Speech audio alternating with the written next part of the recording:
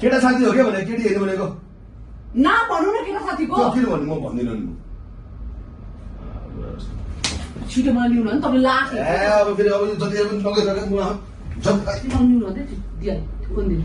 अहिले चिज नगरिरहनु फेरि फेरि मैले भन्नुपर्छ पहिले फेरि न्यु भएछ तपाईँ हेपेको हेपेको हेपेको लाग्यो यो केटी अब मलाई बेलाको त्यतिकै ठिस नगर्दाखेरि बुढी मैले तिम्रो फोन हेरेको छु किन हेर्नु तिमीले किन हेर्दैन मेरो फोन त 24 घण्टा हेरेको छ नचाहिने कुरा नगर बढी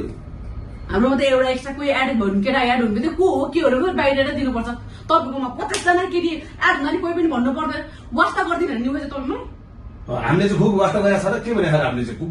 कहिले राख अहिलेसम्म मेरो फोन हेरेको छ किन अघि त्यो त मेरो त्यो भिडियोको अपलोड गरेर आफ्नै फोनबाट गर्नु थियो त मेरोबाट किन हेऱ्यो तपाईँको फोनको पासवर्ड पनि थाहा छ मलाई पासवर्ड भन्नु पर्यो तपाईँलाई मेरो फोनको पासवर्ड थाहा थियो तपाईँको फोनको पासवर्ड भन्नु पर्यो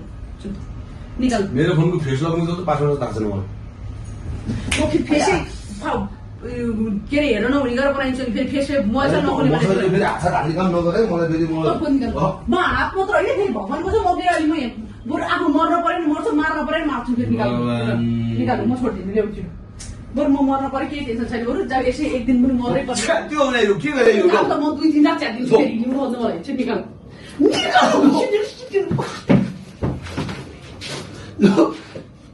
पागल भयो नि के आउने के गरे यो लु के गरे यो यस्तै राम्रोसँग मागे बुढी रिसा ल मैले राम्रोसँग फोन दिनुहोस् त अहिले दिन्छु पहिला कामको कुल डाउन हो नि दिन्छु होइन तपाईँलाई के साइड हेर्नु पर्छ निकाल्नु हेत्तेरिके यो कस्तो ल्याङ गरे क्या तैँले आज यार के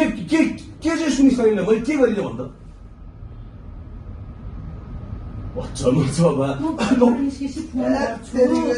घरमा बुढी छ